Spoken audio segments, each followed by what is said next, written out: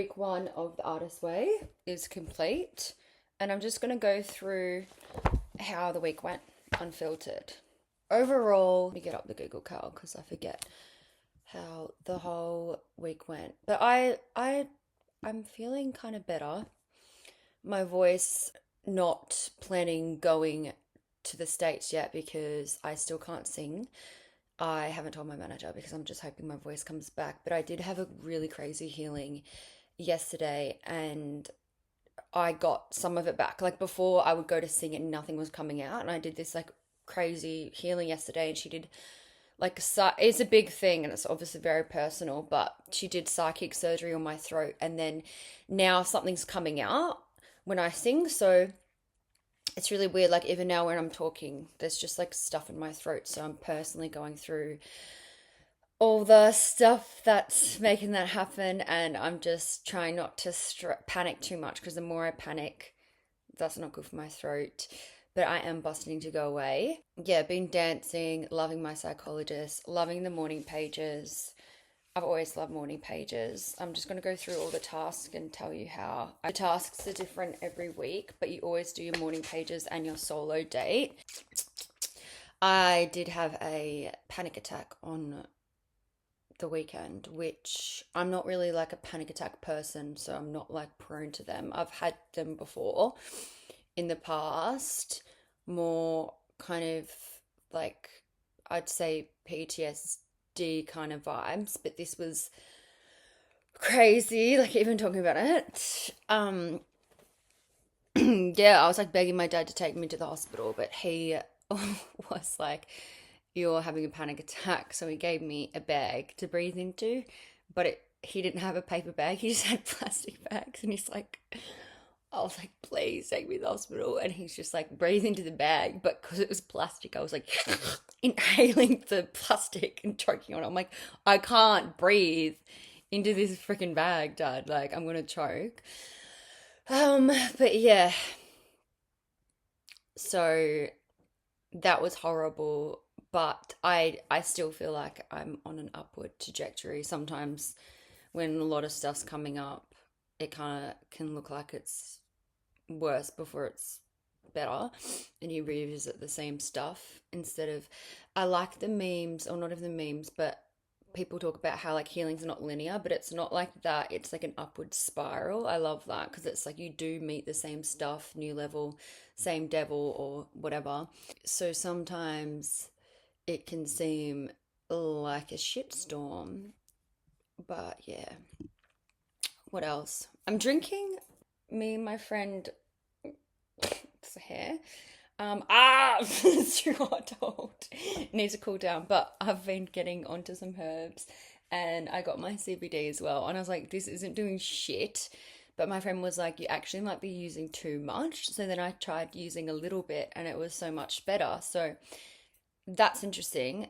Didn't know that about CBD, but teeny tiny drops, and I'm actually enjoying it. And the herbs that I'm drinking my tea are really cool as well for my nervous system. So with my healer yesterday, we were talking about I might just dive into a bit of like herbal or CBD support right now during like this heavy time, because I do want to try and not wean off, like still get support, but just like for every day not to feel like really fucked up, obviously. So that's that. My artist date this week, I was going to take myself to the movies to see Lilo and Stitch, but then I was like, do I actually even want to do that? And the answer was no. So instead, I did like my something that I finished. I was just continued on an art project that from like last year.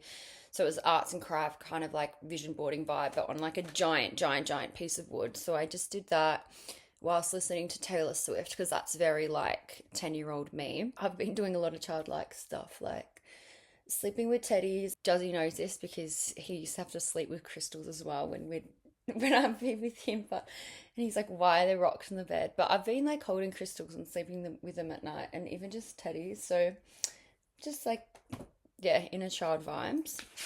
This week's tasks were you do kind of like come up with you write down like your you do your morning pages, and then you write down like the positive affirmations that come out of it, and then like the blurts, the negative stuff. So that's cool. The artist date, which I did with a vision board and music, and then you do this thing where you talk about you have to write down, and I think you do this multiple times during it, but you write down your monster hall of fame, and it's like three old enemies of your creative self-worth. So you talk about different people in your life that have maybe put you down creatively, and it could be anything. It doesn't have to be creatively. It could have been like a school teacher that told you that you can't read. So I just found three people and wrote down them. I've done this course before, so these are the kind of like main ones that come up without like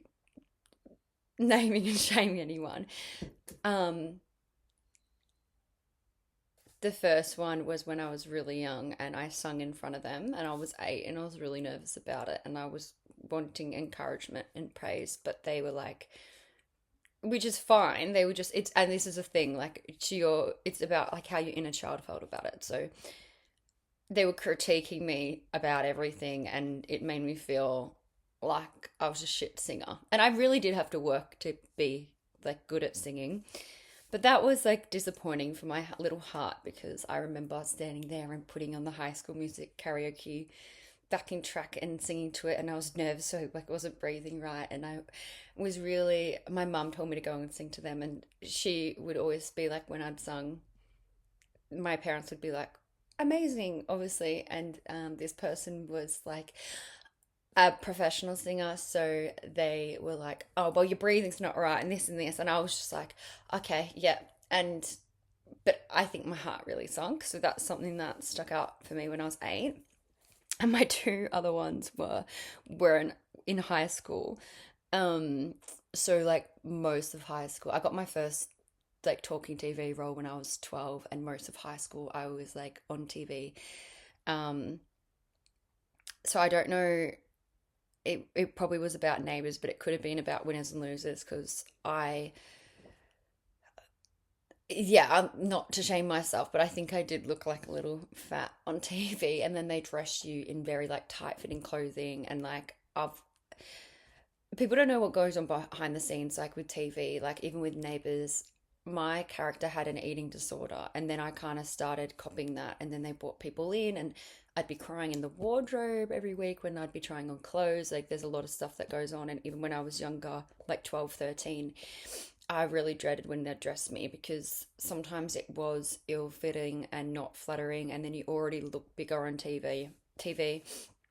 Anyway, this girl from school who like, sometimes she talks to me and like there's nothing wrong, we're actually fine, like it's fine, but like in the back of my head I'm like, do you not realize you traumatized me? But I don't know how old we were when she said this, but when she sent me this message, I think she was angry, because I don't know, she was angry, and it was just like this really long mean message about, I don't even know, and she's like, you on TV and you looked fat anyway or something, and I was just like, oh my God. And I remember just never replying, and then we ended up being friends anyway, and I just never, I guess I never, yeah, I just didn't do anything about it, but that stuck with me. And the same topic, my third one in my Monster Hall of Fame, and there's literally no hate to these people at all, it's just something that you write down, so then you just kind of acknowledging that there might be parts of you that are self-conscious here or whatever. Another one was a guy that I was like seeing, and I went to his house, and then afterwards he told me his mum had obviously seen me when they watched me on TV, and then he told me that his mum was like, oh, she just said like you looked so much better in person, like kind of saying I looked shit on TV, like that's kind of what he was saying. And I was like, oh yeah, like, but in my head I was like, that's actually so rude, like it's meant to be a compliment, but it's kind of like, okay. Also because I was so self-conscious how I looked in, I think that must have been I don't know what show, but either one. I was self-conscious about it, and I was a fucking baby. So I'm just like, why would you even say that? Anyway, and then you have to like write about the scenario, and you pick one, and you write like a letter to that monster, basically saying, like, I'm not going to read mine, but you write it out, and you just, like, this is the example. To whom it may concern, blah blah blah, that person's like a jerk and blah blah blah, and they can't spell either, and it's just like a little bit of a hate thing for like therapy reasons. So I did that, and that was cool. And then you list three champions of your creative self. So that's, I've got so many for me. I actually picked the first lady that took me to LA when I was 12, 13. I first went there and I auditioned for this program, and she took me in, and I was like the only kid, so that was a big thing.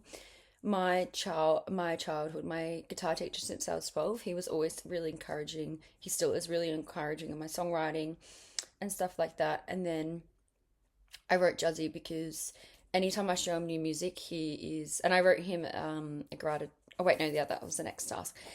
Anytime I show him new songs and stuff, and I show friends new songs, and they're like, yeah, but I really helps. Juzzy's really animated, so I love that he'll listen to them and he'll take out the AirPods and be like, Matt, this is so good. And like, I just really appreciate that kind of like animated hype, because not everyone's like that. Some people are more like, oh yeah, like, oh yeah.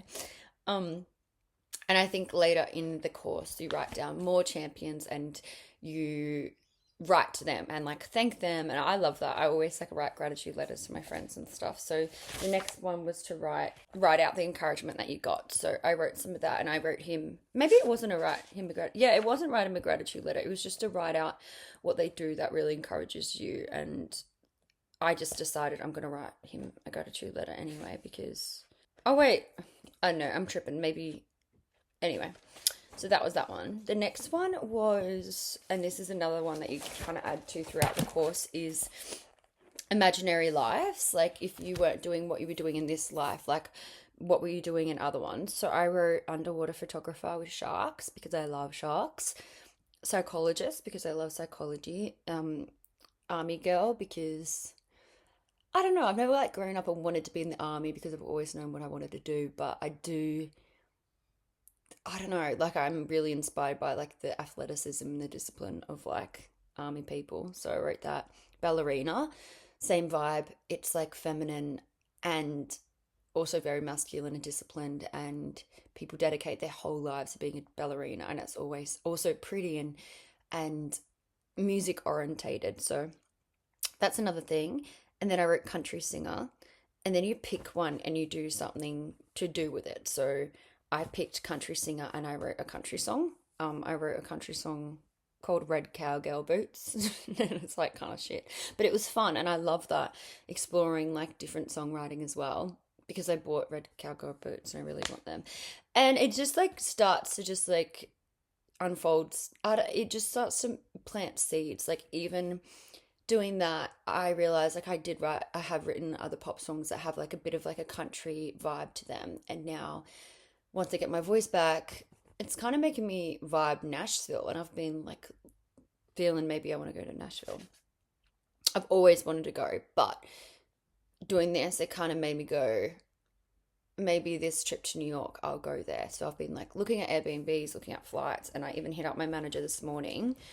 I tried to stalk some producers because I don't have any contacts in Nashville, but I did message my manager this morning and asked him if he knew any, because he knew any producers there, which he does. So who knows? I'm just like planting seeds, and that could be really fun. And sometimes like the magic of this work is it's not always directly leading you to the magic, but it might make you think of something or write something down or be inspired by something that makes you go down some rabbit hole that eventually leads you to, it's like breadcrumbs that are leading you to the good shit. So then you have to write down your injuries and monsters that are coming up in your morning pages. So every morning you wake up and you write 3 like big pages of just whatever. You don't read them, you don't show them to anything. They're not anyone, anything. And they're not meant to be like pieces of art or whatever. Sometimes like a lyric might come, but it's just like a brain dump or like a scatter focus kind of thing. And this was about writing any negative things that come up. So like feeling depressed, like how the fuck am I going to make money doing this? Like, am I going to burn myself out? Just like any fears. So you write them down here. So I love morning pages because the other thing about doing this work is because you're writing when you're still in the theta brainwave state, you're still in hypnosis. So you can write how you want the day to go, how you want to feel, what you want your focuses to be like, but also you really remember your dreams because you're like waking up and you're still a bit drowsy. And I have realized that doing this, I'm really remembering my dreams. And it's cool because my dreams are I was going through a thing, especially last year, where I was like having so many night terrors, and I'm noticing my dreams at the moment aren't like nightmares. They're just creative and weird. So that's really positive too. The next task, which I do every day anyway, is going for a nature walk. But I just made this one a bit more intentional about this is taking your inner child out for a walk. So sometimes when I'm on a walk, I might be silence, might be music, might be an audiobook podcast, like one of my mentors' trainings or programs or whatever, or subliminals. But this artist walk in particular, I went in my PJs and just like a puffer, and I listened to subliminals. I've told a lot of people about subliminals and they're always like, what are they? Why? If you're interested in them, let me know and I'll send you my favorite ones. But I do have a lot of ones that are like I can't send because they're part of programs and stuff.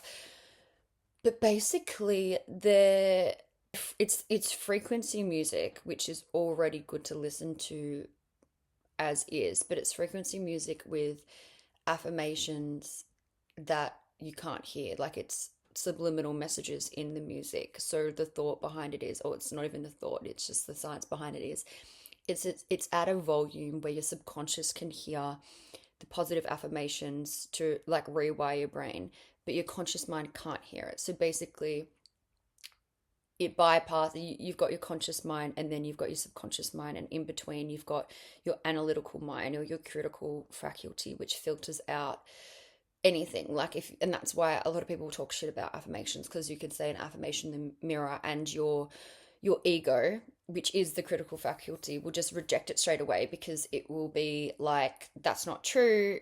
It would just, yeah, it would be like, that's just not true. Like if you're saying in the mirror, I'm a millionaire, and you've got $3, your brain's just going to go, well, that's not true, and it's not going to work.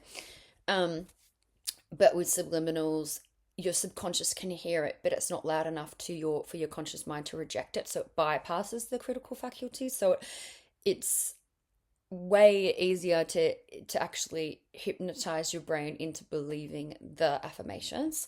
So I love subliminals. Sometimes I sleep to 9 hours worth of subliminals. Sometimes I listen to them when I'm working. When I was running heaps and did my like half marathon, and when I really didn't want to run the night before, I'd listen to running subliminals. So basically it was affirmations about, this run's so easy, like I can run and not be sore, or I can run far. Like it was just like running affirmations on repeat for like 9 hours because I really didn't want, I think it was like my first, I don't know, 16K or whatever it was. And sometimes I was just like, I can't be bothered tomorrow morning. So I'd put this on, and then the next morning I'd be like, yeah, I'm ready for this. Sometimes I'd even listen to it whilst running. So that's a little hack that I have. You're welcome. And then at the end of this week is the check-in, and the check-in's every week. So how many days this week did you do your morning pages? Mine's every day. Did you do your artist date this week? What did you do and how did it feel? I loved mine. I was like a big Taylor Swift. Like when I first taught myself guitar when I was 9, I was like learning all Taylor Swift songs. So it was great to like listen to Taylor Swift and do my arts and crafts, which was vision boarding as well. So it was just like nice. Were there any other issues this week that you consider significant for your recovery? Describe them. I guess the panic attack was a bit like, what's that about? Especially because I was like begging my dad to take me to the hospital. But it's fine. All in all, I think I'm feeling a lot better.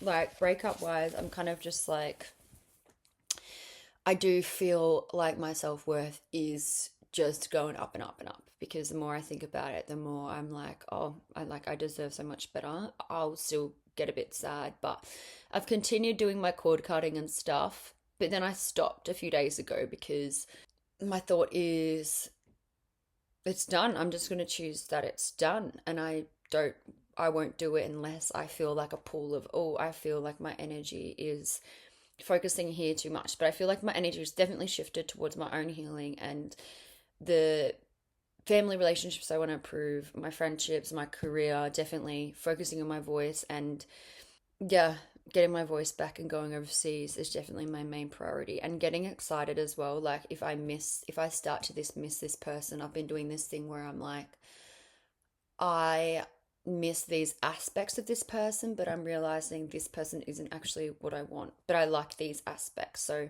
the kindness, the humor, like all those things. And I just think about my future soulmate and I'm like, well, he's definitely going to have these things. So I don't need to worry or stress. He will also have the things that I really want that this person didn't, which is more exciting for me because I won't feel abandoned. And that's like the first thing. So that you need. Um, so that's really cool. So all in all, positive. Training's going well. I don't know if I've even talked about how I work with a coach with like nutrition and training and stuff, but that's going lit. And I've been like at maintenance and upping my maintenance for a few months. And in 4 weeks, I start my next deficit, which I'm so excited for. So I'll probably be overseas then. I don't know. I'm really keen to be in the US when it's hot, when it's summer, and escape the winter. So that's a vibe. So week 2, I'm gonna go through that today, and then just like go through task by task and